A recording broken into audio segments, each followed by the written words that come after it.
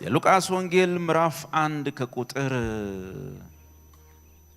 67 ጀምሮ ዘካርያስ መጥምቁ ዮሐንስ በተጸነሰ በተወለደ ጊዜ ተናገረው ትንቢት ነው። ዘካርያስ በዚህ ምንባብ ላይ ሉቃስ ወንጌል ምዕራፍ 1 ከቁጥር 67 ጀምሮ የሚያወራው ትንቢት ከፊሉ ስለ ልጁ ስለሚወለደው መጥምቁ ዮሐንስ ነው፣ ስለ አጥማቂው ዮሐንስ ሲሆን የቀረው ግን ዮሐንስ በፊቱ ስለሚሄድለት ቤዛ ወይም አዳኝ ስለ ጌታችን ስለ ኢየሱስ ክርስቶስ ነው። ዘካርያስ ይህንን የተናገረው አፉ በተከፈተ ሰዓት ነው። ከዛ መንፈስ ቅዱስ ሞላበትና ትንቢት ተናገረ፣ እንዲህ ማለት የእስራኤል ጌታ አምላክ ይባረክ፣ ጎብኝቶ ለሕዝቡ ቤዛ አድርጓልና ከጥንት ጀምሮ በነበሩት በቅዱሳን ነቢያት አፍ እንደተናገረ በብላቴናው በዳዊት ቤት የመዳን ቀንድን አስነስቶልናል። ቅድም ሲዘምሩ ገርሞኛል። መቼስ አልነገርኳችሁ፣ አላወራንም። በብላቴናው በዳዊት ቤት የመዳን ቀንድን አስነስቶልናል። ይገርም ነው። የምን ቀንድ? የመዳን ቀንድ። ቀንድ ምንድን ነው? መጽሐፍ ቅዱስ ውስጥ ድሮ ጴንጤዎችን ለማብሸቅ ቀንዴ ከፍ ከፍ አለ ብለን እንደዚህ እንላቸው ነበር። ቀንድ ምንድን ነው? ኃይል፣ የማድረግ ኃይል፣ ለልማትም ይሁን ለጥፋት ማለት ነው። አንድ ቀንድ እንዳላቸው ይላል መጽሐፍ ቅዱስ። ሁለት ቀንድ ሲኖር ኃይል ይከፈላል በዚህም በዚህ። አንድ ቀንድ እንዳለው ማለት ግን ለምሳሌ አብራሪ ስታዩት ፊት ለፊቱ ላይ አንድ ቀንድ ነው ያለው። የዛ ሁሉ የሰውነቱ ክብደት በሙሉ ተወርውሮ ሲመጣ በዛ ቀንድ በኩል ነው የሚገለጠው እና ያገኘው ሰው አይሆንም። አንዳንድ ጊዜ እዚህ ቤት መቼስ የተወሰነው ይሄ ከተማ የሚሄደው ከብት ላም በቀንዱ ነካ ያደረገን አለን፣ አልተጎዳን። ብዙ ኃይል የላቸውም፣ ኃይላቸው የተከፈለ። ይሄ አንድ ቀንድ ነው። የእግዚአብሔር ኃይል ሁሉ በእርሱ የሚወጣበት ቀንድ ማለት ነው። ለምን የሆነ ቀንድ? ለመዳን የሚሆን ቀንድ፣ ለማጥፋት የሚሆን ቀንድ አይደለም። ኢየሱስ ክርስቶስ የእግዚአብሔር የማዳን ኃይል ነው። ወንጌል የእግዚአብሔር የማዳን ኃይል ነው። የማጥፋት ኃይል አይደለም፣ የማዳን ኃይል። ወንጌልን ባሰብክ ወዮልኝ አለና ወንጌል ለመዳን የሚሆን እግዚአብሔር ምንድነው? ኃይል። መዳን ለማይችለው ሰው የመዳን ኃይልን የሰጠው ማን ነው? እግዚአብሔር ነው። ስለዚህ ጌታችን ኢየሱስ ክርስቶስ የመዳን ቀንድ ስንል እግዚአብሔር ሰው ልጆችን ለማዳን ያለውን ኃይሉን የገለጠበት የተጠቀመበት የእግዚአብሔር ብርታት ነው። የሰው እጅ የሌለበት ማለት ነው። ሰው ያልተካፈለበት፣ ሰው ያልተሳተፈበት የመዳን ቀንድ በማን ቤት ተነሳ? በዳዊት ቤት ተነሳ። መንፈስ ቅዱስ ይሞላበት ነው ይህን የተናገረው። ልበሉ። ይህ የመዳን ቀንድ ከምንድን ነው ያዳነን? ወይም ከምንድን ነው ያዳነን? እዚህ ቤት ላለ ነው። ለማያምኑ ሰዎች ከምንድን ነው ያድናቸው? ያመንን ሰዎች ከምን አድኖናል? መጽሐፍ ቅዱስ የሚናገረው የመዳን ቀንድን አስነስቶልናል፣ ማዳኑም ከወደረኞቻችንና ከሚጠሉን ሁሉ እጅ ነው አለ። ከየትኛውም የጠላት ኃይል፣ ከየትኛውም የጠላት እጅ። ዋናው ጠላታችን ኃጢአት ነው። ዋናው ጠላታችን ሰይጣን ነው። የእግዚአብሔር ባላንጣ የሆነው ነገር በሙሉ ጠላታችን ነው። በመዳን ቀንድ በኩል እግዚአብሔር ከምን አዳነን ይላል? ከወደረኞቻችን እጅ ሁሉ፣ ከያዘን ነገር ሁሉ፣ ባሪያ ካደረገን ነገር ሁሉ፣ ካቸነፈን እግዚአብሔር ከሚጠላው ነገር ሁሉ እግዚአብሔር በዚህ የማዳን ኃይል አድኖናል ነው የሚለው መጽሐፉ። ትንቢት ነው የሚናገረው፣ ለወደፊት ጊዜ ነው የሚሆነው። ግን ኢየሱስ ይህን ትንቢት ፈጸመው። የመዳን ቀንድ ከ6 ወር በኋላ ተወለደ። ከዛ በኋላ ከ33 ዓመት በኋላ ማዳኑ ተፈጸመ እና ዛሬ እዚህ ቤት ያለነውን ሰዎች መጽሐፍ ቅዱስ የሚለው እንዴ የመዳን ቀንድ እኮ የመዳን ቀንድ ሮሜ ጋር ስታበራራው የእግዚአብሔር የማዳን ኃይል ማለት ነው። ለምን ሲባል ሰው ራሱን የሚያድንበት ኃይል የለውም። ሰው ራሱን ማዳን የማይችል ምስኪን ነው። በነገራችን ላይ አሁን በጌታ ከሆነን በኋላ እንኳን ለቀጣዩ ሕይወታችን አሁንም የእግዚአብሔር ጥገኞች ነን። አሁንም የእግዚአብሔር ተደጋፊዎች ነን። ቅዱስ አባት ሆይ ከኔ ጀምሮ ሁላችንም አሁንም ያንተ ተደጋፊ ነን፣ ተለጣፊዎች ነን። እግዚአብሔር ሆይ ያንተ ጥገኞች ነን። ስለዚህ አሁንም እግዚአብሔር ለመኖር በሚሆነው የህይወት ስርዓት እርዳታህን እንፈልጋለን፣ ማገዝህን እንፈልጋለን። ኢየሱስ ከምንድን ያዳነን? መጽሐፍ እንደሚናገር ከማናቸውም ወደረኛ እጅ ድነናል። አትስጉ፣ ከወደረኞቻችን ሁሉ እጅ ድነናል። አሁን ማጠብጠብ ነው፣ ወደፊት መጓዝ እና የመዳን ቀንድ እግዚአብሔር አስነስቶልናል። ከስንቱ ሄዳን ነው? ከጥቂት ነገር ነው? ከወደረኞቻችን ሁሉ። አቤት ከወደረኞቻችን። አሁን ምን ጸልየው መተግበር ብቻ የተሰራውን ነገር አፕሊኬሽኑ ነው። ይሰማል? ለምናስፈጽመው ጉዳይ አይደል፣ የተፈጸመውን መተግበር ነው። የተፈጸመውን ነገር ማውረድ ነው። የተፈጸመውን ነገር መለማመድ ነው። እግዚአብሔር ከወደረኞቻችን ሁሉ እጅ ምን አድርጎናል? አድኖናል። ለምሳሌ እንደዚህ የሚል ቃል አለ መጽሐፍ ቅዱስ ውስጥ፣ ከሰይጣን ስልጣን ያድነናል። ጸጋ ይብዛልሽ። ከሰይጣን ስልጣን ወይም ከጨለማ ስልጣን ምን አደረገን? አዳነን። ምንድነው? ያሁን ጊዜ ጭራሽ የኃጢአታችንን ስርየት ወደ ተቀበልንበት ወደ ፍቅሩ ልጅ መንግስት ያፈልሰናል ይላል። አፈለሰን ይላል። የምን ጊዜ አንቀጽ ነው? ያሁን ጊዜ አንቀጽ። የተጠናቀቀ ከጨለማ ስልጣን 100% ነፃ ነን። ጭራሽ ያለነው ሳንሰጋ የምንኖርበት ዝም ብሎ የፍቅሩ ልጅ መንግስት ውስጥ ሳይሆን የኃጢአታችንን ስርየት ያገኘንበት የፍቅሩ ልጅ መንግስት። በቅዱሱ ልጁ መንግስት ውስጥ ኃጢአተኛ ተብሎ እየተጠሩ መኖር አይቻልም፣ ሰቀቀን ነው። ያ የፍቅሩ ልጅ መንግስት ምን የተቀበልንበት ነው? የኃጢአታችንን ስርየት የተቀበልንበት። በስጋ ድካም ስለ ስጋችሁ ድካም ላለው ጳውሎስ እንዳለ ስጋችን ደካማ መሆኑ የታወቀ ነው። የመዳን ቀንድን አስነስቶልናል። ማዳኑም ከወደረኞቻችንና ከሚጠሉን ሁሉ እጅ ነው። እንደዚህ ለአባቶቻችን ምሕረትን አደረገ። ለአባታችን ለአብርሃም የማለውን መሐላውን ቅዱሱን ኪዳኑን አሰበ። በእርሱም በማን? በመዳን ቀንዳችን አማካኝነት በእርሱም ከጠላቶቻችን እጅ ድነን ነፃ ነኝ በሉ። የሚያስፈራኝ ውሸት ነው በሉ። ስጋቴ ውሸት ነው በሉ። ድንጋጤ ውሸት ነው በሉ። የፈራሁት አያገኘኝም በሉ። የጠላኝ አይወርሰኝም በሉ። ምትቃዡ ምትፈሩ በብዙ ነገር በጠላት ተጽዕኖ ውስጥ ምናምን ውጊያ ውስጥ የገጠማችሁ ሰዎች ወዘተ አንድ ነገር በሉ። ኢየሱስ የሕያው እግዚአብሔር ልጅ ነው። እርሱ ክርስቶስ ነው። ከዛ በኋላ ያ እነዛ አይነት ተግዳሮቶችና ሁኔታዎች ሊቀጥሉ ሁሉ ይችላሉ፣ ግን አይችሉም፣ አይውጡም፣ አያሸንፉም። ውሸት ናቸው። የተላቀክ ትሄዳለህ። እዚህ ጋር ለምን አይደርስም? አይነካህም። ከወደረኞቻችንና ከሚጠሉን ሁሉ እጅ ነው። በእርሱ ምን ሆነን? ከጠላቶቻችን እጅ ድነን በዘመናችን ሁሉ ይኸው። እሺ ቀጣይ ነው። በዘመናችን ሁሉ ያለ ፍርሃት። ያለምን መፍራት አለማመን ነው። የፈሩትን በሙሉ ምንድነው ያላቸው? ባለማመናቸው ወቀሳቸው። የፈሩትን ሁሉ ፈራው ሲሉ ባለማመናቸው ነው የገሰጻቸው።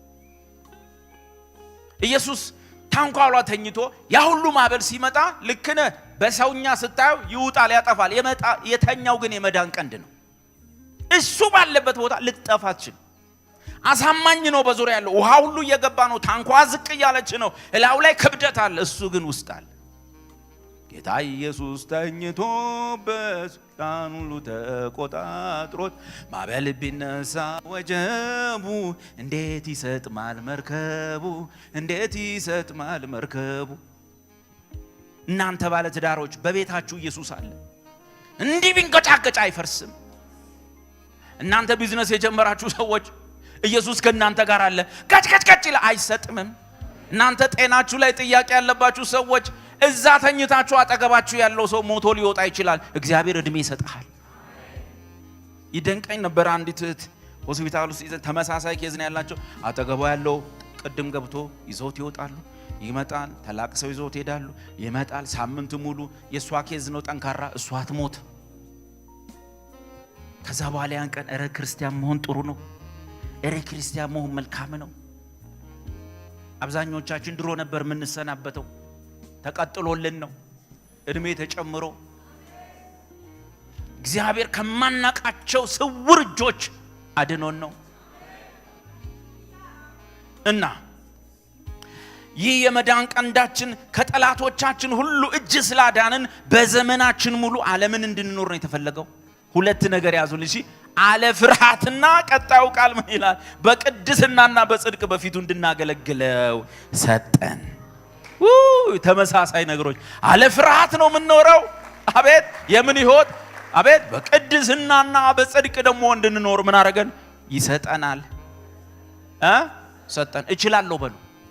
ይሄ ያስፈራሩኝ ነገር በሉ እምችለው ነገር ነው፣ እማልችለው አይደለም። የህይወት ስርዓቴ ነው ምፈጽመው በሉ። አለ ፍርሃት እግዚአብሔር በሰጠኝ ጽድቅና ቅድስና ነው የተፈጸመች ነች። እችላለሁ ማለት ኢየሱስ የመዳን ቀንድ ሆኖ የመጣበት ዋና ምክንያት በምናችን ሁሉ አቤት እሁድ ይላል አይልም? የኮንፈረንስ ሰሞን ይላል አይልም? መቼ ነው? በዘመናችን ሁሉ ዓለምን አለ ፍርሃት። ፍርሃት በጣም ጥሩ ነገር እንዳይመስላችሁ። የአይሁድና የኛ የአበሾች ፍርሃት ተመሳሳይ ጤናማ አይደለም። ከእግዚአብሔር ፍቅር የመነጨ ፍርሃት አይደለም። ብዙ ሰው የኢትዮጵያ ሕዝብ ፈሪሃ እግዚአብሔር አለው ምናምን ተባለ አይደል? አየነው በባለፉት ዓመታት ፈሪሃ እግዚአብሔር አለው ሰው ዘግዝቆ ሲሰቅል አየነው። ፈሪሃ እግዚአብሔር አለው ማን ነበር? አንዱ ለአንዱ አንዱን እያሯሯጠ ሲገርፎ ነበር። ፈሪሃ እግዚአብሔር አለው። ፈሪሃ እግዚአብሔርና ፈሪሃ ሲኦል የተለያዩ ናቸው።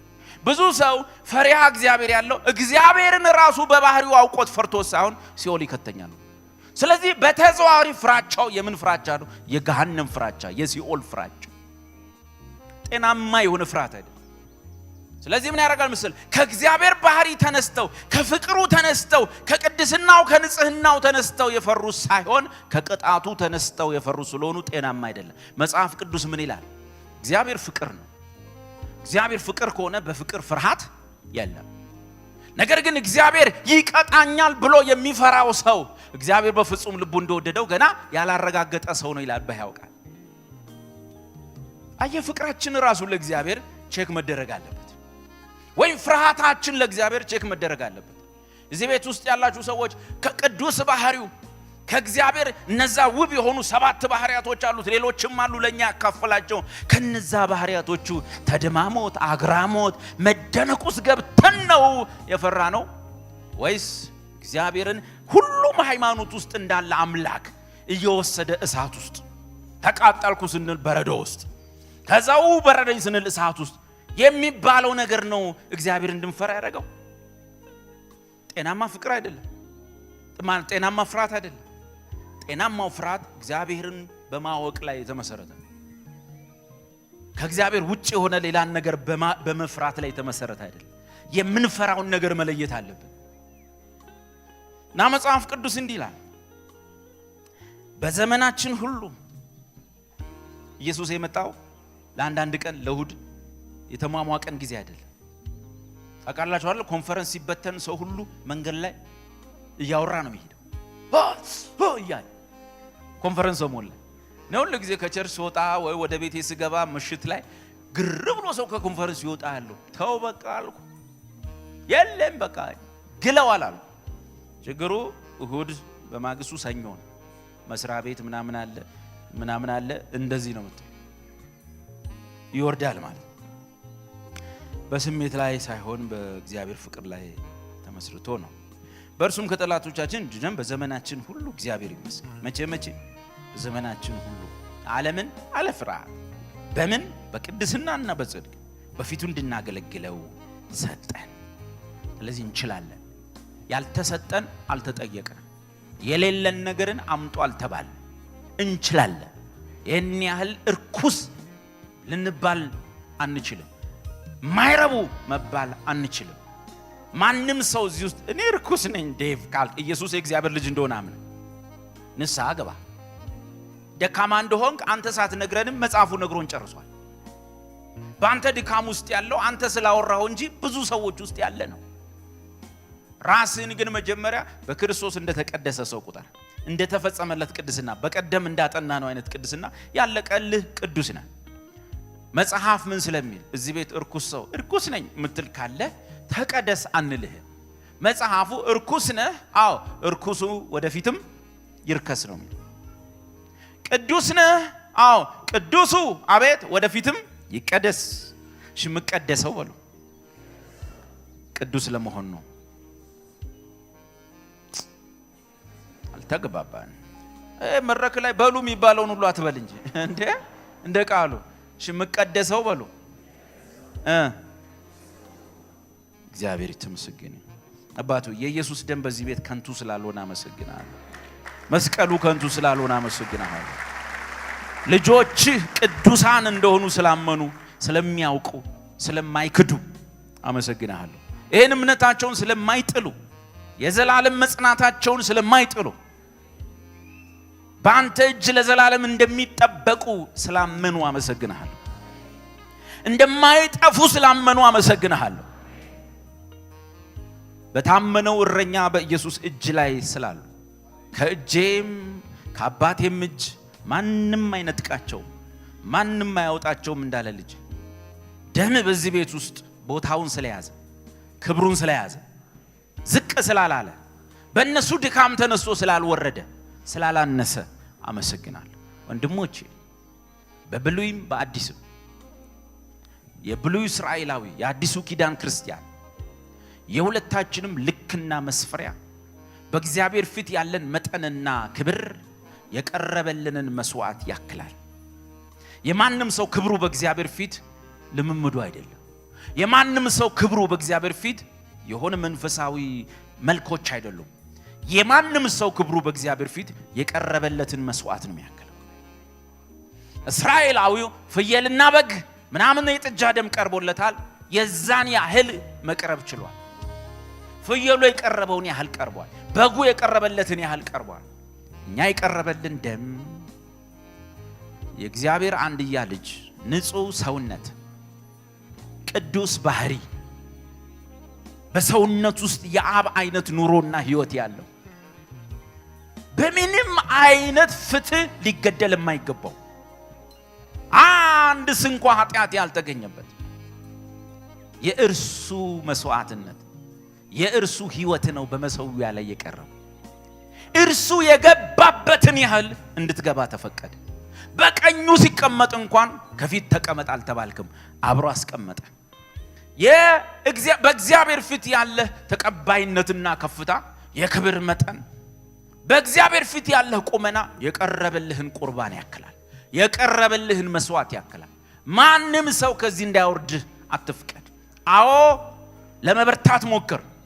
እግዚአብሔር በዘመኑ ሁሉ አለ ፍርሃት በቅድስናና በጽድቅ እንድትኖር ተጠርተሃል። እማትችለውን አይደለም የተጠየቀው፣ በውስጥ የተቀመጠውን አቅም ልግለጠው ነው የተባለው። ሰሞኑን ስላጠናን ይሄን አልደግሞ እና በተረፈ ግን በመዳናችሁ ላይ ቅንጣት ያህል አትጠራጠሩ። ከተጠራጠራችሁ ሌላ የመዳኛ ተስፋ ፈልጉ። ታገኙ ከሆነ እሱ ባጠናቀቀው በተጠናቀቀው የመስቀል ሥራ ላይ ፍጹም ደህንነቴ ተደላድሎ አልቋል፣ ለዘላለም አልጠፋም ብለህ እመን። ወንጌል ይሄ ነው። በምንም አይነት ሁኔታ አንድም ቀን የእግዚአብሔርን ልጅ አትጠራጠሩ። በእናንተ ድካም የኢየሱስ እንደማትለኩ ሰይጣን እንዳታልል የበረታህ ቀን ደግሞ አቤት ብርቱ አንተማ ድናሃል በቃ እንዳይልህ። ደህንነትህ በብርታትህ ደህንነትህ በድካም አልተመሰረተም። ሁሉ ጊዜ እንደምላችሁ ክርስቲያኖች ብዙ ጊዜ ሁለት ጊዜ ነው የሚሳሳቱት፣ ሲበረቱም ሲደክሙ። አይ በሰሞኑ ሁኔታ በቤተሰቤ በተፈጠረውም ችግር ባለሁበት በመስሪያ ቤት ውስጥ በገጠመኝ ውርደት ወር በቤተሰቤ ወይ በጓደኞቼ መካከል ባለኝ ነገር ከእግዚአብሔር ሕይወት ወጥቻለሁ፣ መንግስቱን አጥቻለሁ። አይ በዚህ ሰዓት ቢመጣ ጌታ ቀጥታን ጦርጦስ ነኝ ብሎ በሚያስብ ሰዓት በኢየሱስ ደም ላይ ቆሞ እያሰበ ነው። እግርህን አንሳ ከደሙ ላይ አትርገጥ። ባለፈው ሰሞን ድነ የነበርከው አንተ ጥሩ ሰው ስለነበርክ አይደለም። መስሪያ ቤት ውስጥ ባለ ባህሪ ተገምግም አይደለም። እሱ ለደሞዝ ጭማሪም አይሆን። ከነገና ሲበረታ ደግሞ ይሄው ሰውዬ ሲበረታም ይሳሳታል። አይ አሁን በጣም በርጅቻለሁ፣ 3 ቀን ነበር ፋስት ያስኩት፣ ባይብል በቀደም ደግሞ ማርቆስ ወንጌልን አጥንቼ ጨረስኩኝ፣ አሁን ደግሞ የጸሎት ጉባኤ ላይ ያገለገልኩ ነው፣ በቃ አሁንማ ጥልቅ ነው። ይሄን የተሳሳትክ። በሁለቱም ስተሃል። ደህንነትን በተመለከተ መስቀል ብቻ ይታይ፣ የተሰቀለ ብቻ ይታይ። በዛ በተከፈተ በዛ በተወጋ ጎን ውስጥ ነው እግዚአብሔር ያስገባህ። ስለዚህ በሁለቱም ጊዜ እንዳስቡ። ድናችኋል። የወንጌሉ መልእክተኞች እኛ ነን።